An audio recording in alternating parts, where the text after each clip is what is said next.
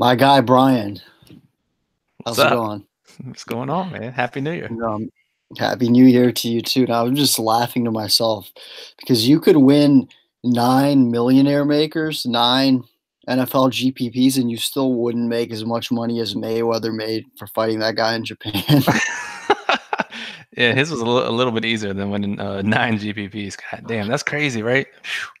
It was actually comical, dude. I can't believe that. I mean, it's pretty amazing how much money he like. Okay, we get that Floyd when it comes to the pay-per-view gate and Mr. HBO, like we get why he and how he kind of delivers those big paydays, but um who would have thought that he could just go overseas and collect 9 mil for like 60 seconds? It is the best ROI of all time. Holy shit. Nine. What was it? How long did it last? A round?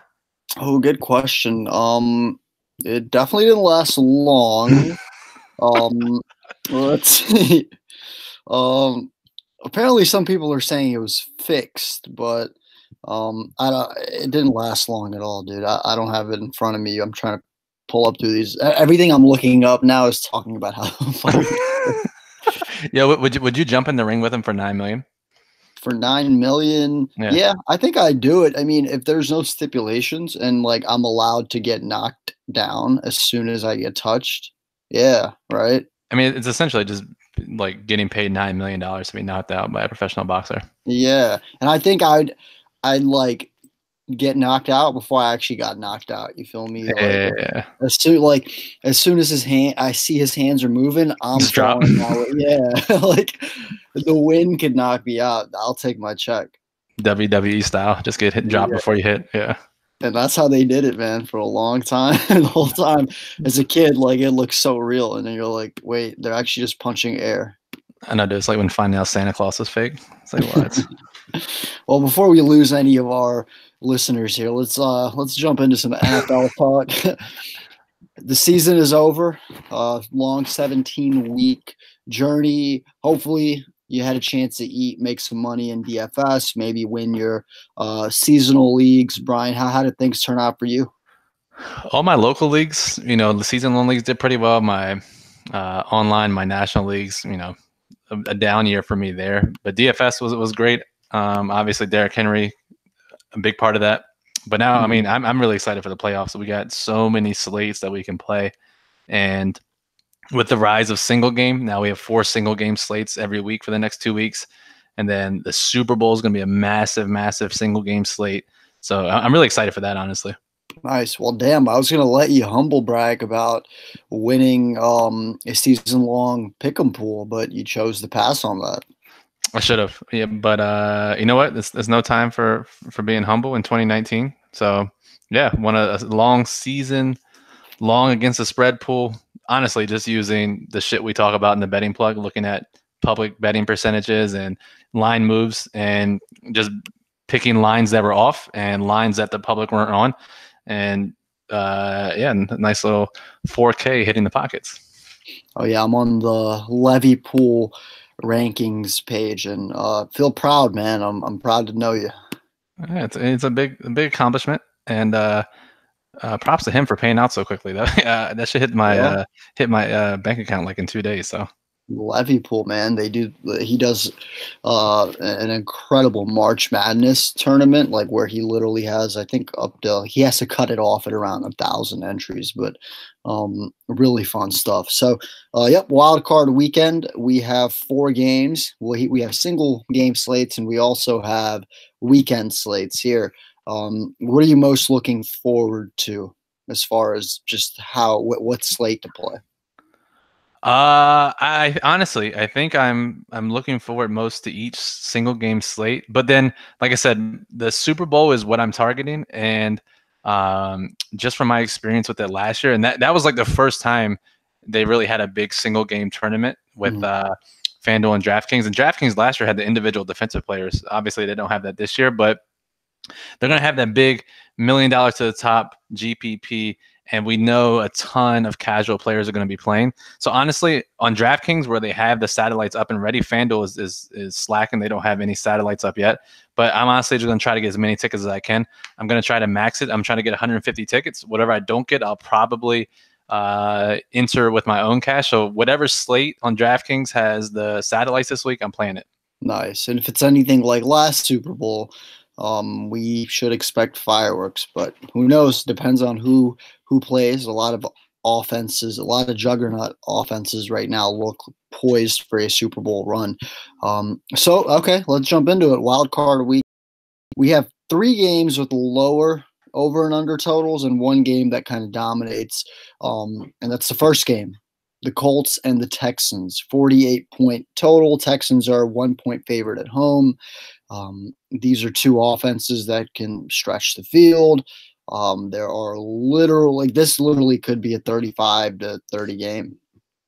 It totally could, and you can't really say that about any of the other games on the 4-game slate. So if it seems weird because you're going to have so much action, if you play the full slate, you'll have so many people, so many players in that first game that you're just kind of sitting around the rest of the weekend. But especially in lower risk contests, it just seems right to get guys from this game. I mean, these 2 quarterbacks are in the best spots possible. Mm-hmm. And I think if you watched the games last week, or even if you box score watched, they're using Deshaun Watson as a runner now more than ever.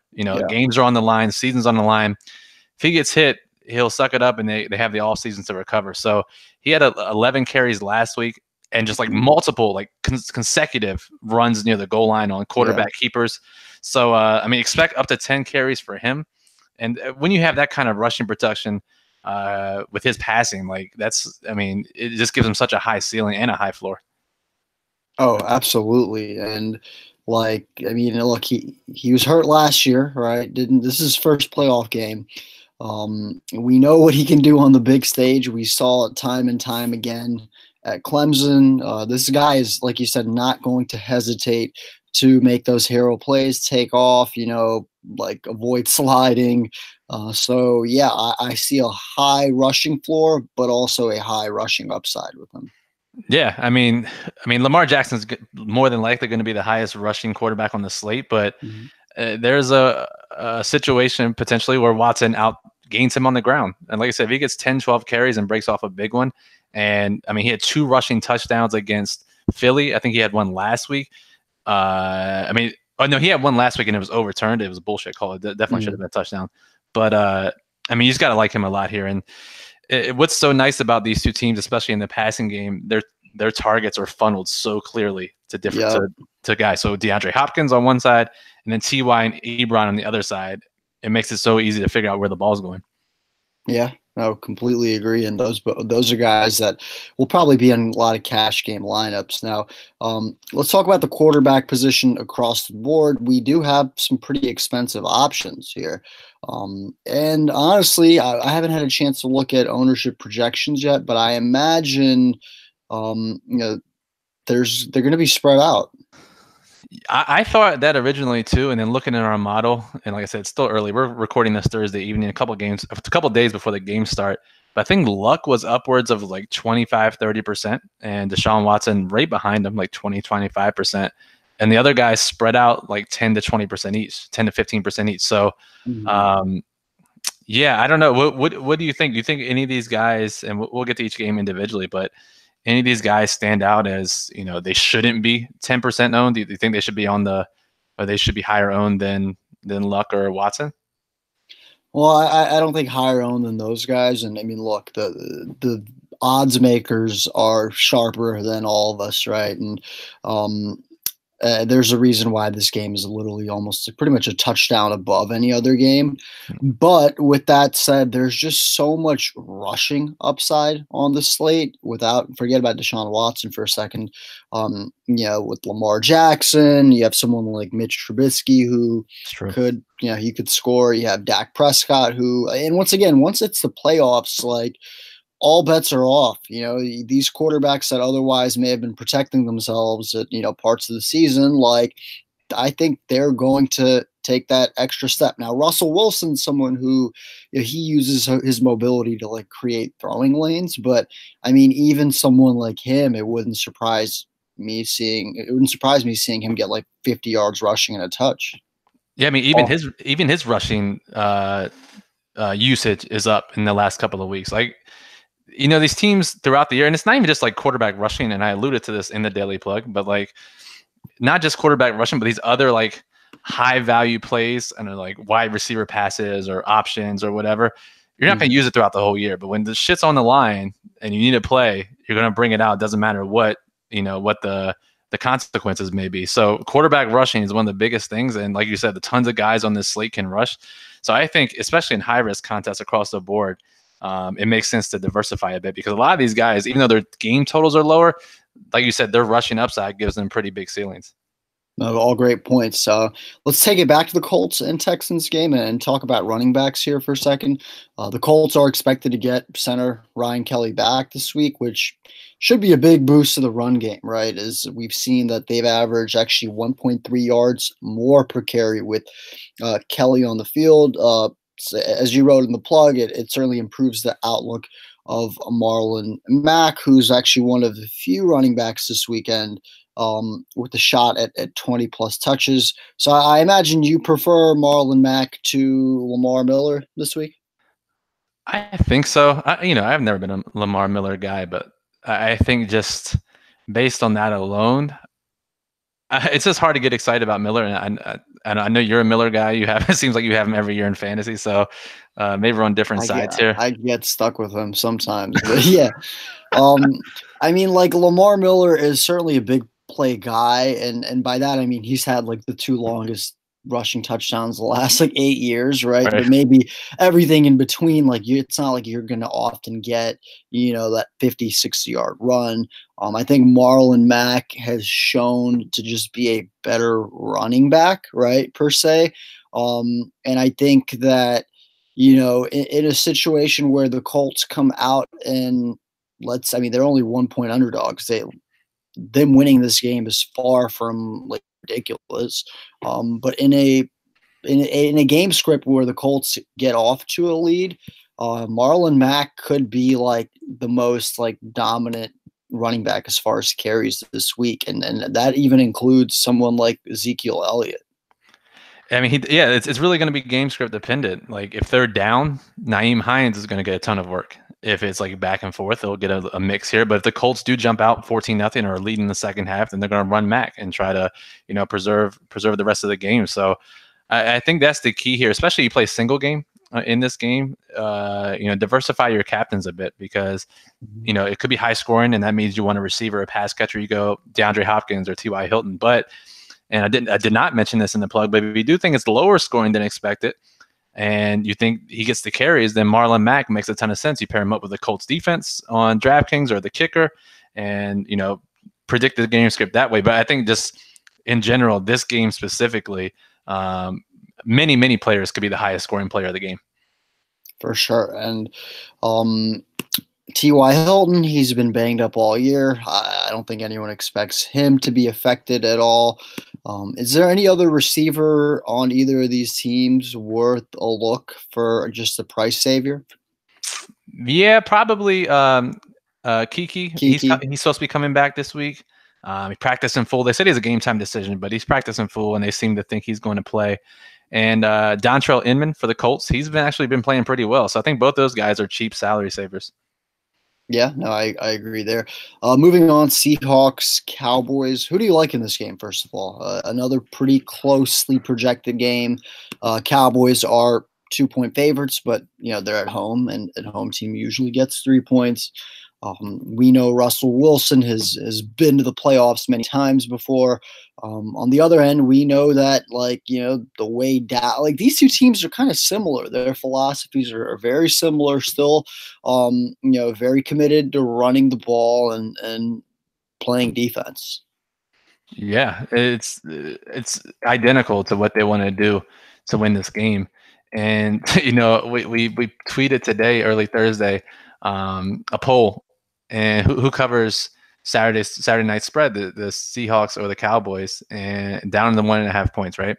And 67% of our followers, or at least the ones that responded, believe the Seattle is going to cover the spread. So That's pretty much in line with what the betting public is thinking. That line has dropped, I think, a point now. It was opened as Dallas -2.5. It's down to -1.5. So I don't know. Typically, fading the public in big games is a profitable strategy. So I would lean towards Dallas here. I don't know. I mean, that's a decent travel distance for Seattle, and I mean, I don't see a reason for them to get 70% of the bets here. No, it's whew, yeah. I think this game really can go either way.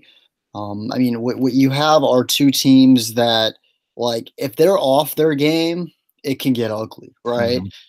When they're on their game, it looks like they can beat any team in the NFL because similar to kind of what the Ravens do with the ball control and keeping the other offense off the field, but also having a defense that can, when they know, hey, this offense has to play catch up and throw the ball, like they can make plays. So, um, it really it's going to sound corny, but I think it's because since both of these teams are so committed to the run, it's going to come down to which team can be more effective running the football, and in turn that'll kind of create this butterfly effect. Zeke at home for me right now, it's hard to bet against that. Yeah, he said the other day that he's preparing for his biggest workload of the year, which I mean, he's getting some pretty Yeah, big workloads already. So he should be in line for a ton of touches, and no one in DFS can touch his floor or ceiling this yeah, week. he's So, cash game lock, like period. like, first person, put him in on every slate, 4 game, 2 game, single game Doesn't matter. MVP Yeah, in your low risk cash lineups.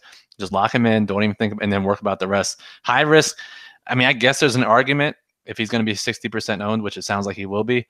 But I don't know, man. It's hard to get that much volume at running back, especially on this slate. I don't know. What do you think? Do you think there's merit in not playing him in high risk contests? so the trade off would be you would have to obviously pay up. I'm sorry, you'd have to land someone at the RB position who can save you like money that's worth saving. Like okay, Marlon Mack is 1.6K cheaper than Zeke, right? Chris Carson on FanDuel. Chris Carson's a little over a grand cheaper. Gus Edwards, same thing, right? It's just you look across the board and it's like, all right, is it really worth saving $1,200, $1,000 at running back to maybe take a shot at a receiver or like pay up for one other receiver? I can't justify it considering how many cheap receivers there are, if that makes sense. Like, Right. And it's not like you need one running back to outscore him. You need 2 or potentially 3 running backs to outscore him, right? Because yeah, just because Carson is cheaper and you put him in for Zeke, does you still have another running back spot and you still have another flex spot to fill. So it's really tough. Maybe one lineup just to get different. yeah. Like if you're playing a super like high risk Right, contest, for right? sure. A 25-cent satellite or like you have to beat so many people, that's probably the only situation I can justify it. But you got to have some cojones because even like, I mean, look, Melvin Gordon's playing, he's been banged up, he's playing at Baltimore. um it's like it's just so hard to like make sense of it, man. Yeah, I mean, just look at our model and you look at the projected weighted opportunities, and Zeke is projected for 38, and then the next closest person is 23. So, I mean, just it's not even close the volume he'll get.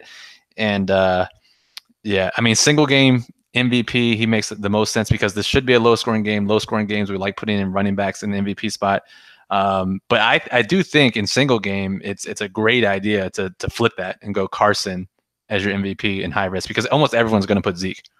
Right. Well, and coming back to the game script, right? The best way for Seattle to contain Zeke is to once again successfully and effectively run the football with Chris Carson, right? And then maybe they get up to a 14-0 lead, and all of a sudden, it's like the middle of the second quarter, and then like that is the only game script and where I see Zeke getting under like even then, like he's going to catch the ball, like so he's probably going to get 20 carries regardless. Right. But that's the like that single game slate. If you're thinking, hey, let's take Seattle winning by 2 touchdowns here, and pair Seattle's offense, maybe throw in like Amari Cooper on the other end, for some catch up yardage. Let me ask you this: what receivers do you have your eyes on in this game? Ugh. Because it's not looking like a game that's going to have that many passing attempts. Yeah, probably Baldwin. I think Doug Baldwin. And, I was kind of surprised because I looked in our model and saw he's projected for like 20% ownership. And I was like, that's pretty high. Then I went back and did some looking, and he's got a ton of targets. Like, I think he's got 23 or 24 targets the last 3 weeks. Yeah. So clearly he's healthy. Gets the best matchup against Dallas out of the slot. So I guess Baldwin is the guy I would look for. The only thing, how much weight do you put into this? And flipping over to the Dallas side, because I wrote about it in the plug, we retweeted it today about Dak's struggles against the zone defense, and the entire offense is struggling against zone defense, and how much zone Seattle does play. So what are your thoughts on that? Because it can go one way or the other. It's not like they play zone 100% of the time, but then again, it's so I don't know. What do you think? I think it's valid concern. Like I really do. I mean, like, look, the splits there are pretty evident, and I was surprised as someone who doesn't like, I'm not like breaking down film or anything.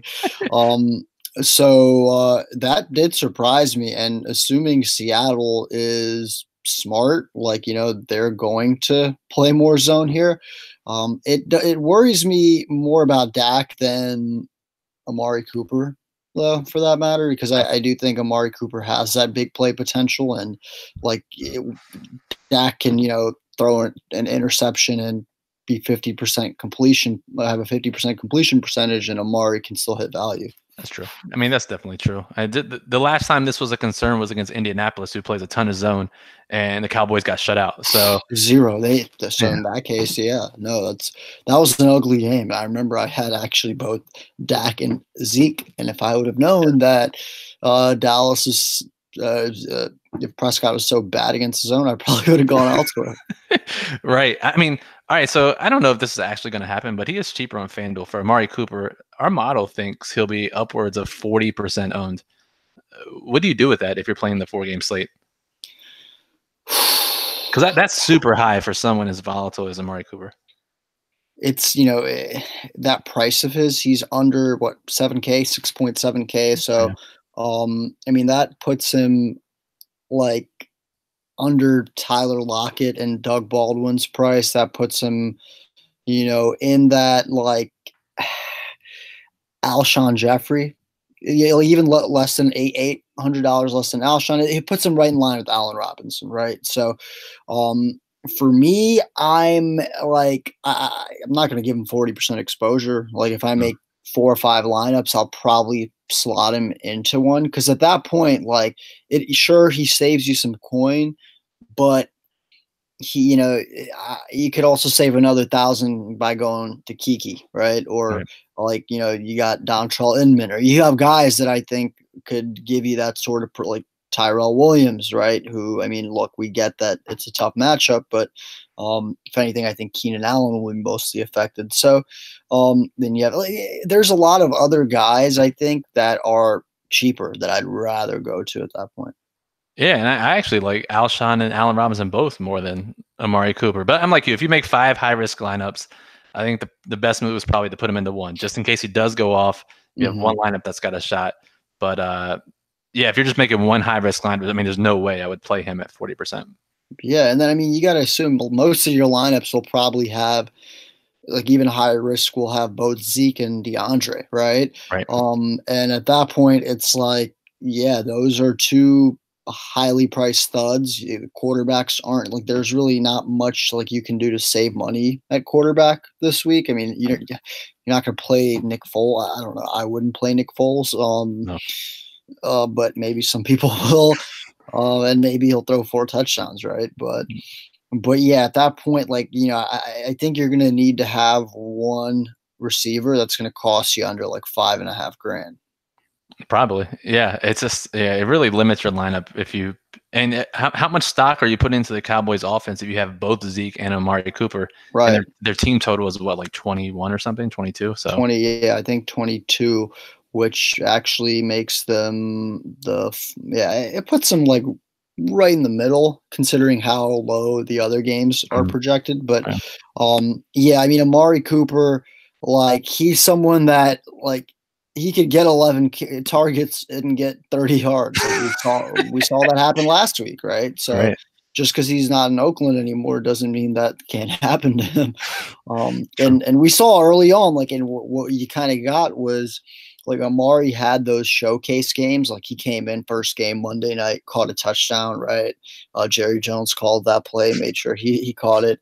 He had that huge game, absolutely huge game against Philly, right? And in that kind of 4 o'clock spot where he like at that point, like, oh, all convo was over. Like people were saying Amari Cooper is a top 5 receiver at that point. Like if you're not like on Twitter, you probably are like, what the hell am I talking about? But like literally like peak Amari Cooper hype was ridiculous. So his price has obviously, gone down, and I think he's not going to be as bad as he was on the Raiders, but it's still not like an apples and oranges situation. I mean, he had similar type stretches of games for Oakland, right? Yeah. And when you have an offense that, even though they have passed the ball more since he's come there, they still want to run the ball more than they want to pass. So, I mean, you're going to have these stretches of inconsistency, and just you want to play a guy like him when he's going to be low owned. You don't want to play a guy like him when he's going to be like half the people have him on the slate. So, it just doesn't make a ton of sense. No, I agree. So, Ravens hosting the Chargers. We obviously remember these two teams played a few weeks ago in LA, and it was brutal. The Ravens absolutely obliterated the Chargers, destroyed them at the line of scrimmage. Phillip Rivers had probably his worst game of the season, I guess, with like 180 yards and no touchdowns. But now LA is actually traveling from West Coast to East, and we know we've talked about this before. It's a 10 a.m. game for them, right? So it's not surprised that right now, like Rivers is the lowest projected owned QB on the slate, considering he's not like exactly cheap. He's still more expensive than, Nick Foles, and he's still more expensive than Dak. Yeah, the Chargers got dicked. Like, go 12-4, and I get it. Like, if you win the game at home against the Ravens, you win the division. But 12-4, and you have to travel on the road, literally like 3,000 miles, and play an early game. It's not fair for them, but they have to. I mean, they just have to deal with the cards that they were dealt with, right? Like, Yeah, they don't have a home stadium. Basically, they're dealing with that. So I'm sure they'll deal with this too. And I expect Rivers to bounce back too. same.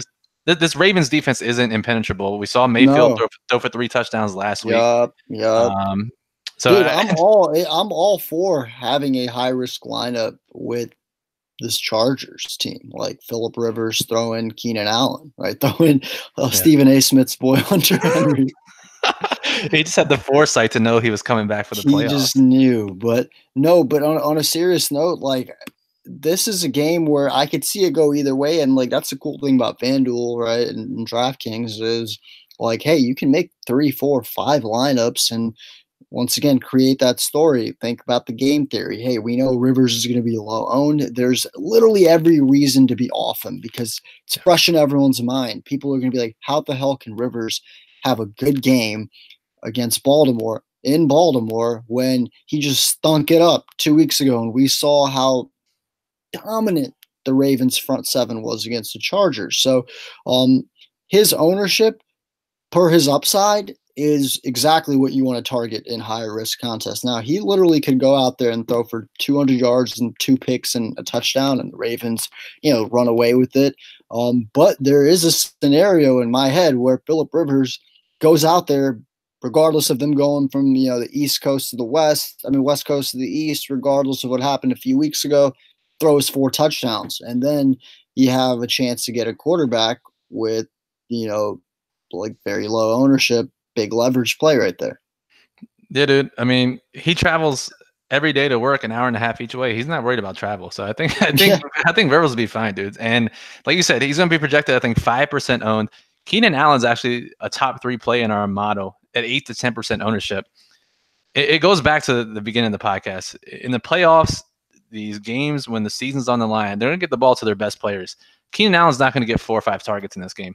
Right, they're gonna use Keenan Allen, and he's gonna be inside, outside, gonna be moved around the formation, and I think that's a perfect high risk stack. And no one's telling you that you have to put a shit ton of money on one lineup. No, don't. If you make 5 lineups, you can make a 25-cent lineup in a satellite with this. Yeah. Throw it in a dollar league or a 25-cent league, even on DraftKings. You have 50 cents. Like, you can make a bunch of lineups that way. So especially as we're targeting the Super Bowl satellite on DraftKings, like, it makes sense just to put a couple high risk lineups with Rivers, and it's only 4 games, so you can easily make a handful of lineups. Exactly. Now, on the Baltimore side of things, we know exactly how dominant Lamar Jackson has been running the ball. Is he your cash game quarterback? On Sunday for sure. On the Sunday 2-game slate for sure. I still probably prefer Watson, Deshaun, or even Luck, just because of their passing ability and the likelihood that they'll throw 30 or 40 times. If the Chargers do shut down the run game, Lamar's going to have a tough time. So, yeah, I don't know, but I think we saw it last week, like we saw with Deshaun. Lamar got 2 or 3 rushing touchdowns last week. They used him more in the red zone. They're not going to hold anything back this week. So he's right up there with me with those other guys. But I think just for safety reasons, I'd rather use the other 2. Fair enough. And Eagles at the Bears. The Bears opened as 6-point favorites, I believe. Is that still the case? Yeah, it bounced back and forth a little bit, but I think they're still 6-point favorites. It's going to come, like you said. I mean, can Nick Foles recapture the magic from last year's Super Bowl run? Neither the betting markets nor our model think so, and neither do I, honestly. Well, that's the trifecta. I think, that's the trifecta. Yeah. In other words, bet all your money on the Eagles and Nick Foles. Obviously, you're a little biased towards the Bears, so we can't really, you got to take it with a grain of salt here. You got some money riding on them. They've made you look good and smart this year. Buying any revenge narrative here with Alshon Jeffrey coming back to Chicago? Yeah, he said something the other day. It was like, it was just business in Chicago, and then he like backtracked. He was like, "No, I love Chicago, but like the team." And so there's, clearly some animosity between him and Chicago. Hey, John Fox was his coach, so like, it's hard to argue with that, right? If he was there right now in Chicago, he'd probably be having a lot of fun.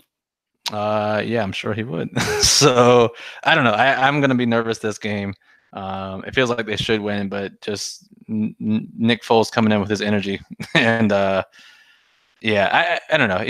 He's had some big games, obviously, but he's also had some pretty poor games, and I just don't. This is a tough spot for him. He's got banged up ribs already. The betting markets are not favorable for them right now, and although the Bears are banged up a bit, that they're getting back Eddie Jackson, their safety, it just doesn't seem like a good spot for the Eagles. 17-point team total, right? I mean, I don't know. It's not a good situation. Let me ask you this: Zach Ertz, we know how good he is on a slate that has, obviously Eric Ebron and now Hunter Henry. What do you expect, like, kind of his ownership to be? Do you think, quite frankly, Eric Ebron's just going to be high and above when it comes to ownership? I think he will, because he's cheaper, and just looking at defense versus position, people will look at the Texans and see that. So I think Ebron is going to be 2 to 3 times higher owned. So naturally, high risk contest, you just pivot away from Ebron and play Ertz. Ertz is going to command targets, especially if they're trailing. So I think it's a great, smart, easy, if I want to say that, high risk play. So give me one tight end not named Zach Ertz or Eric Ebron that you'd consider this week, or Trey Burton. Make your life hard right now. Oh, not even Trey Burton. Okay. I guess you would have to go with Blake Jarwin for Dallas, maybe. I don't know what happened last week, but I don't know what happened, but he went for like 120 yards and 3 touchdowns. So week 17 game. Do you buy anything into that, or just like fluke?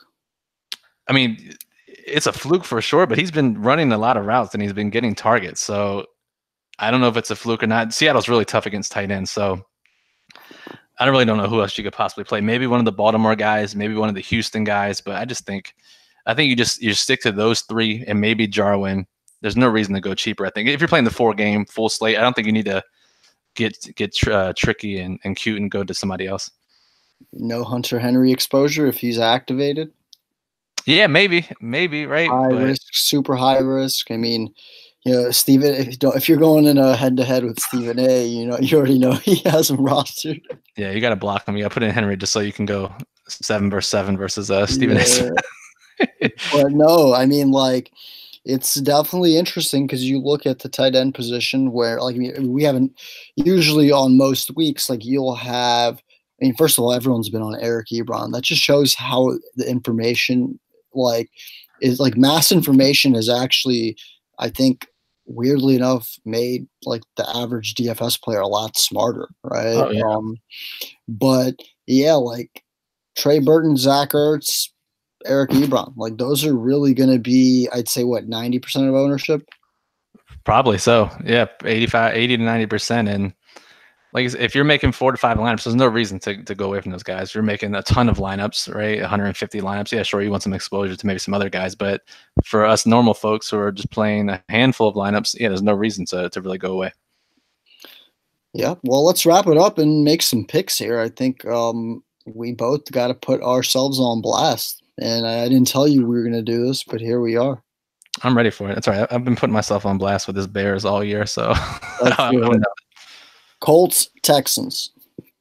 I'm biased because I also have a Colts future, but I also think they're a better team. I think the Colts, I think they could pressure on Deshaun, and I think they limit the big plays, and Deshaun, forces a couple turnovers himself, some unforced errors. So I'll go the Colts winning by a touchdown. I'm with you. I'll go the Colts winning by field goal. I won't give them a touchdown, but I do think this game is probably going to be the most entertaining of the weekend. And like I said earlier, I could see this be like 30 to 33, right? And I'm excited for it. Yeah, and I honestly, I don't know what the Texans have to do to not get the Saturday 4:30 game. Like I think they just have rights to that game, right? They've never not played at that time slot. So maybe next year, Texans. Yeah, maybe that'll help them, this time around. So they have looked good in that spot against the Bengals, right? Didn't they beat them, I think, 2 years ago with like destroyed them. Yeah. Seahawks at the Cowboys. Gonna fade the public here and go with the Cowboys.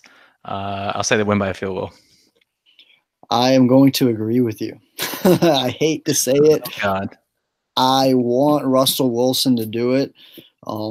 He's just so fun to watch. And like, if he gets, another chance to get to the championship game, like you got to start saying like, wow, we already know he's an elite, kind of generational talent, but like as much as I'm rooting for him, I think things will go Dallas's way. Dallas 24, Seattle 17. All right, we're making for a good, entertaining podcast here by agreeing with each other on every game. So, Chargers, Ravens. I think we'll differ here. I think Lamar Jackson's too electric, shows off his arm. Ravens win 31-17. I don't think we're going to disagree here, man. God damn it. All right. What you got? I think the Ravens will win, but I do think this game will surprise people. I actually think that the Chargers will bring it, and it'll bring the best out of Lamar. So we'll call it 28-27. Ravens win, last second field goal. I like it. And if it's that high scoring, then you and I will win some money if we're stacking this game in high risk contest. Yeah. Eagles at the Bears. Come on. I'm going with the Bears. I think they blow them out. I'll go 38-21. I'm going to go with a blowout, except I'm going to go 42-14 because I had to do something to make it interesting if we're going to agree on everything. Wow. All right. Well, that's okay. That's okay. It's not like we just, picked the home favorites. We did pick the Colts, right? So, and faded the public with Dallas. So I think next week will be a little more interesting, but as far as our picks, but I'm fired up, man. I think this is the best week of the year. Oh yeah, this is super exciting. And now's the time if you for some reason you chose not to listen to us at the beginning of the year and you didn't bet the Bears, We tweeted out today 5 teams that you should look at to bet to win the Super Bowl, and it starts this week with a few teams. And just to remind people, it's very easy to bet Team X to win the Super Bowl, bet a future, but you can make much more money by just betting the money line the first game, take your winnings, combine it with your initial bet, roll it over to the second game, and then keep doing that until, in one, you can decide to get out whatever you want. Two, you'll earn more money that way. So, Lee, the 5 teams we mentioned from the chart today that are worthy of Super Bowl future bets: the Bears, Colts, Rams. Who were the other 2 here? Patriots and the Chargers. So, of those 5, who do you think offers the best value? Value-wise, I hate to say it. Oh, I don't want to say it. I don't want to say it. It's we're thinking it. We know it. We both know what this is. The Patriots. Yep, it is. It's the Patriots. Yeah, they're it's such a value. It's 7-1, and you can roll over the money line. They're being overlooked. Everyone's saying, "Oh, this isn't the normal Patriots team." And they're not, and they're literally not, and they're not, and they suck, and they sucked last year, and they will find a way to ruin this Super Bowl by appearing again. I want to see the damn Chiefs and the Rams. I want to see the Bears and the Ravens. I want to see anything but the Patriots in the Super Bowl. Nah, bro, it's going to be Patriots, Saints, and everyone's going to hate themselves. That's okay. As long as the Saints win, I'll live with that. But if it's if we get the Patriots and Eagles again, I'm not watching. Yeah. I don't care how entertaining last year's game was. I will cancel my flight to Vegas if that happens. Oh, my God. All right, well, we'll be back next week recapping our missed picks as we'll together go 0-4 and continue watching the Eagles go to the Super Bowl with Nick Foles for the 2nd straight year. Can't wait. It's going to be super fun to see 100-1 go down the drain. Be sure to check out the Daily Plug. Great content, Brian. You really broke down the entire slate, every game, every angle which you can look at it. It is the perfect read for someone who just wants to get every fantasy edge. At the end of the day, there's so many numbers and statistics out there. You do a great job of just putting it right in front of you, telling the story, and putting people in position to understand what they're doing when they're building lineups. Yeah, I really appreciate that. And it's not just for DFS too. There are people out there playing fantasy contests and all kinds of different things. So yeah, hoping that just give you as much information as possible, do what you want, and we'll be here, whether it's on Twitter or whether it's on our Periscopes and Twitch streams this weekend, which will be up Saturday and Sunday. We'll be doing live Q&As. So any questions you have, bring them. Hell yeah. And be sure to blame us if you fuck up too. We're here for that. People are very quick to do that, so you might as well join the club. Yep. All right, guys. Take it easy. We'll see you soon. Yep. Good luck this week.